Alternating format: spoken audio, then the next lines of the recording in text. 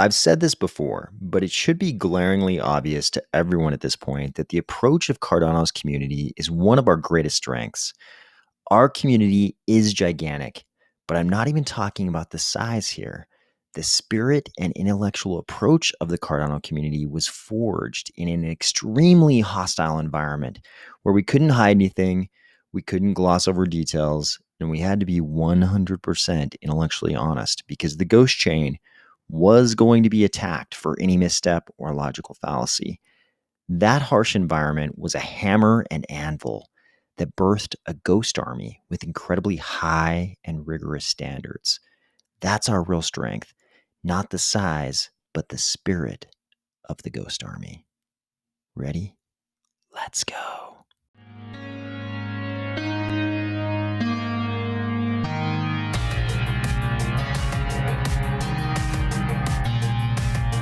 Today, we are going to discuss the recent MinSwap downtime and smart contract replacement, along with the very nice response to this, very admirable response from a fellow DEX, another giant exploit on a Cardano competitor chain, surprise, surprise, an upgraded source for Cardano project data, and something interesting with MuesliSwap.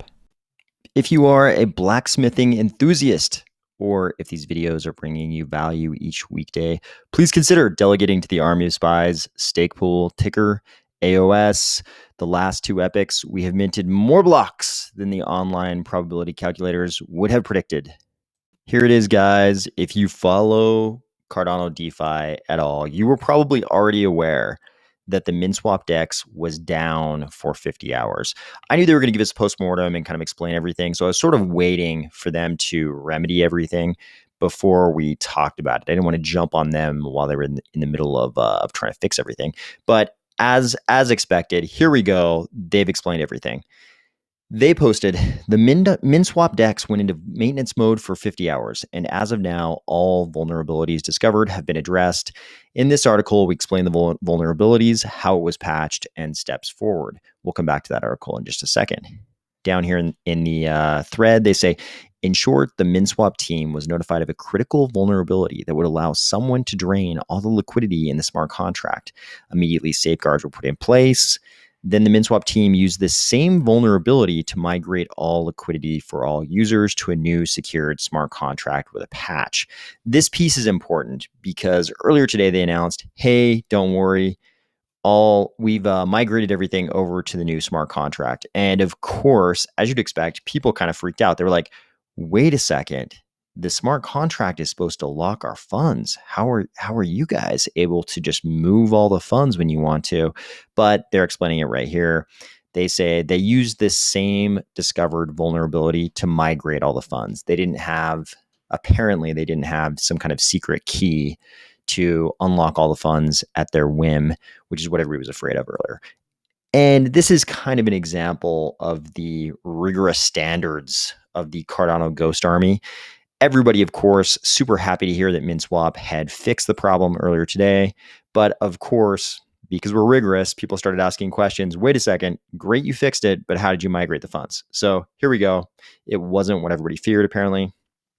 They even say, to be clear, the MinSwap team cannot migrate liquidity at its own will from one smart contract to another. This only happened because a vulnerability was discovered that would allow this to happen. And precisely to avoid this exploit from occurring, sadly, neither we nor our auditors noticed this bug before deploying the DEX. So migrating the liquidity was the only solution. All users keep their positions from before we went into maintenance mode, including then they go into all the different positions that won't be changing. In an effort to strengthen security, we are immediately entering a continuous audit and code review process with a new top Haskell security firm. I'm not sure who this is. I wish they would have named it. I'm sure we'll find out quickly. People probably already know which firm this is, but I'm sure that will become widespread public knowledge pretty quick. The change to the code was implemented for our new contracts. The change to the code that was implemented for our new contracts was small without any known dependencies. For added security, we've decided to temporarily make pool creation permissioned. This is interesting. They say it is fortunate the issue was discovered promptly and no funds were lost. We strongly believe events such as these make MinSwap and the Cardano ecosystem more resilient moving forward. We're deeply grateful for the support of our community as we learn and grow together. I think this is a very appropriate way for MinSwap to handle this, because this was not, this was a very happy ending to a pretty scary situation. If we cruise over here to DeFi Llama, our favorite Andean quadruped, we can see that there was almost 200 million locked in MinSwap, and there currently still is. While we're over here, check out this overall Cardano locked number, 410 million. This has been a pretty incredible run up. Look at this. Just since the start of February, when we were at a little shy of 83 million, we're now at 410.59. This is incredibly accelerating TVL. For whatever value you assign that metric, this is a pretty incredible run up. But MinSwap, almost 200 million locked. All of you who locked your funds in MinSwap to do that sweet LPing and yield farming, you put your ADA in a potential lobster trap. And to be clear, this isn't really the fault of the MinSwap team or their auditors or anything like that. This could have happened to any DEX on Cardano. The point is that if the old lobsterman had come by before MinSwap was alerted to this vulnerability, everybody would have lost all their funds. Everybody that had funds locked in MinSwap would have possibly lost all their funds. Who knows if an attacker would have been able to drain all the funds before MinSwap was able to do something, remedy the situation. Who knows what would have actually happened? Thank goodness we didn't have to find out, because the lobstermen, if that boat would have come by, they would have started harvesting lobster. So how did MinSwap discover this critical vulnerability? So this is part of the rigorous intellectual approach of the Ghost Army, in my opinion. If we come down here to acknowledgement, they say, we would like to thank the Wing Riders team for their help and notifying us of these vulnerabilities. The Wing Rider team has been compensated with a bug bounty from the DAO Treasury, as is standard in such situations. This is the rigorous intellectual approach of the Cardano ecosystem. We have super high standards, and nobody wants anything to go wrong in the Cardano ecosystem. Even competitors don't want MinSwap to suffer a gigantic exploit. Everybody wants Cardano to succeed, and thankfully we have this open source ethos in Cardano. So when a project is open source, all of a sudden it's not just the team and the auditor who are reviewing the code, everybody's reviewing the code. And thank goodness in this case that included Wing Riders, who were able to find this vulnerability. And they could have just, if they were the evil competitor, they could have just sat back and waited to see if the lobsterman came by to harvest all those funds and crush their competitor. They didn't do that. They let MinSwap know, which allowed MinSwap to actually solve this problem and save our ecosystem from what could have potentially been a super embarrassing exploit. I mean, MinSwap DEX hasn't been online that long. If it had suffered some kind of exploit or an exploit, it sounds like the scale of this exploit could have been very large. Where MinSwap Labs was able to migrate all of the funds, basically, it sounds like an attacker could have migrated all the funds into their own wallet, which would have been a gigantic exploit very early in the history of Cardano DEXs, very, very early in the history of the MinSwap DEX. And of course, everybody outside the Cardano ecosystem would have talked about this nonstop for weeks. Would have been quite a blow to Cardano. And this is going to happen. Something on the scale is going to happen. Next time, there may not be a Wing Riders who finds the critical vulnerability. Maybe nobody finds the critical vulnerability. Maybe the first person to find it is the lobster boat. Maybe the lobster boat finds it first next time. This is going to happen. In Cardano, we're going to have a gigantic exploit, and critics will start claiming that this completely debunks the notion that our Plutus smart contracts are somehow more secure due to the advantages of functional programming. They'll say all those things, and life will go on. We'll recover from whatever that first exploit is, and life will go on. I think the point of having functional programmed smart contracts is that overall we'll have fewer exploits. We will have exploits, but the hope is that overall we'll have fewer than we've seen over in the robbery forest, where they have many, many, many exploits. Another example of the highly advantageous approach of the Ghost Army. Obviously, huge thanks need to be given basically by everyone to Wing Riders for saving us from what could have been a very negative situation. But they weren't the only competitors who acted admirably in the situation. SundaySwap posted this thread even before the MinSwap explanation went up. They said, given recent events, we figured our tweet from 2 months ago in response to the wormhole hack has become relevant again. That tweet said, one of the central pillars of the Cardano philosophy is security, and many of its design choices are geared toward making security an easier default for developers. Then they go on to say, one of the most difficult decisions any development team has to make is when to hit the big red ship button. But maybe the hardest thing to come to terms with is that no matter when you hit the ship it button, your product will never be perfect to you or to others. They say, we're relieved that the folks at MinSwap were able to quickly mitigate the security issue they discovered. We ask that you extend them empathy and understanding rather than scorn. And to the MinSwap's team, they say, we, more than most, understand the stress and pressure you're under, and if there's anything we can do to help or collaborate, please let us know. This is a point where another competitor here, SundaySwap, could have kicked MinSwap when they were down. They could have gone on a huge thread about all the precautions that SundaySwap has taken to be secure, but instead they were intellectually honest about this. They know that an exploit could have happened to them, and they acted the way they'd want their competitors to act towards them if it was them. I think this is another example of the intellectual honesty of the Cardano community. The Ghost Army, when something bad happens, because we know there are a million critics who are going to say all the bad things, it doesn't really happen like that inside the Cardano community, at least not at this point. Instead, everybody's like, is it fixed? If so, great. Let's all learn from it and move on. If it's not fixed, how do we fix it? This is a really advantageous approach. Instead of blaming and shaming and underscoring failures and assigning, all of that blame to competitors, instead, the entire ecosystem is like, hey, we're Cardano. Let's all march forward. Meanwhile, on a competitor chain, the bad guys found the exploit before the project team once again. The robbery forest rears its ugly head time and time again. This is a post that says, another day, another Solana fake account exploit.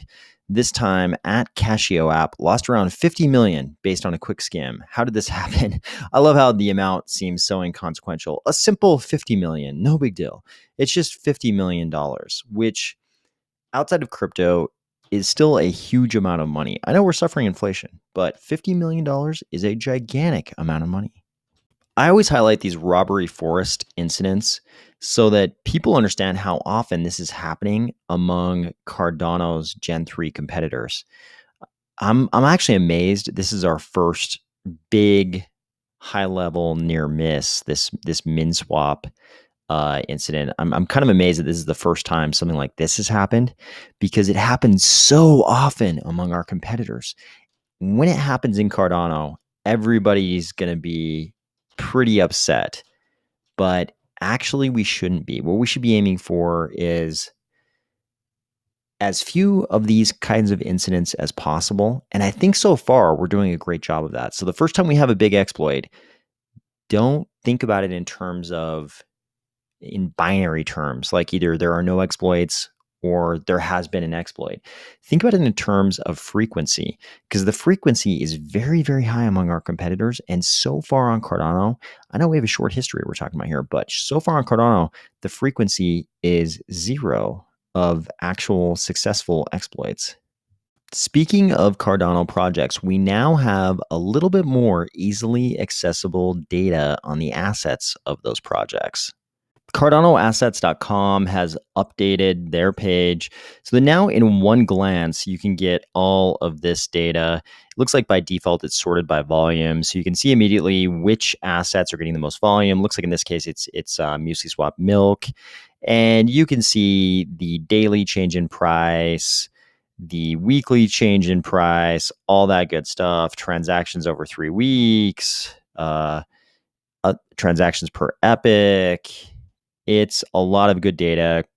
The quantity of coins that are out that are, I think this is the total supply number, except that's the right total supply number.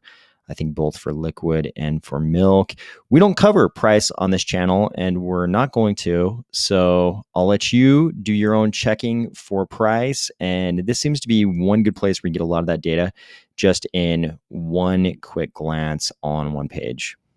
You already know I am very interested in Cardano metaverse projects. And it's not the fungible tokens I'm interested in, not the currency type tokens. And it's not the other NFTs that I'm interested in. It's the land NFTs, the metaverse land parcels that I'm interested in. Here we have a post by Rob Grieg of Cornucopias. He says, the land in Cornucopias looks incredible, and I can't wait to get my hands on the pre-alpha Unreal Engine 4 version. Chad is looking into the valley where the houses and farms look stunning. This is Chad right here. And if you look at this image, this is great. We see many different types of texture here. There's dirt and grass and kind of this bumpier grass and rock. This looks like the kind of video game that a lot of us would play at home. This looks like the land in one of those video games. If this is any indication of what the production version of this metaverse, these metaverse parcels, this metaverse land is going to look like, I think we're in great shape. You all probably already know my plan is to try to own a little bit of metaverse land in one of these projects that actually gets to the point where we can just have like a Friday night army of spies get together. We can all go in there with our little avatars, have a few drinks maybe, and talk about Cardano. I think that'd be great. Cornucopias is looking like they are well on their way to that future. I'm going to wait very anxiously to hear more about when these land parcels will be available. So you're probably aware that the testnet for the MuesliSwap AMM on Milkomeda has been live for most of this month.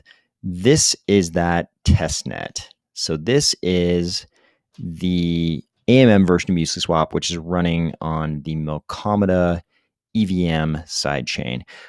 I haven't paid much attention to this because I'm not into EVM stuff. I like to do Cardano Plutus stuff. I don't really like to do EVM stuff. So I haven't really looked closely at this, but I did finally take a look today, and it's about what you'd expect. There's a trade button, there's an add liquidity button, there's a farm button, and it all, kind of looks like you'd expect. But then there's this other button, stake. And when I click on the stake button, I noticed something that I didn't know and kind of didn't expect. So it says you can earn space, which I believe is the sort of MuesliSwap AMM token. You can earn space by staking milk. This is interesting to me. It's not sort of an LP token that you would have to use to earn space by staking here. It's just regular milk, as near as I can tell. This is interesting, of course, because when you're LPing into an AMM liquidity pool, you have to suffer impermanent loss. But if I'm understanding this correctly, you could just take your milk, wrap it, send it over to Milkomeda, and earn these space tokens, which is, and you can already do this sort of like single asset staking on the base layer on Cardano. And you can earn various tokens, like the Snow token and a bunch of other various Cardano native assets. And it's pretty easy to calculate what the APR is on those over there. I'm curious what this APR is going to be on these space tokens. Will it be more than any of the milk staking over on the base layer order book version of the DEX? Will it be less? Very curious about this, because if it's high and there's no impermanent loss because you can acquire milk without LPing. I think many of us probably own milk, and it's because we just acquired it. It's not as a result of any kind of liquidity provision. This would be interesting. If the APR is high, it could be like yield farming without the impermanent loss. If it's low, of course, it's or it's equivalent to what you could earn over on the base layer milk staking, then it's not that interesting. But if it's higher, then it's pretty interesting. For me, of course, it's highly unlikely I would lock any assets whatsoever over in any kind of EVM product, including even this one. I like MuesliSwap, but I'll stick to their base layer Cardano DEX as opposed to this EVM DEX. The APR would have to be incredibly higher for me to be willing to lock any of my assets into any kind of an EVM product. However, I do think it's interesting because MuesliSwap has also been hinting at something which I believe is going to be on the base layer. If we look at this post from a few days ago, we can see they said, be ready for many new features soon, like market orders.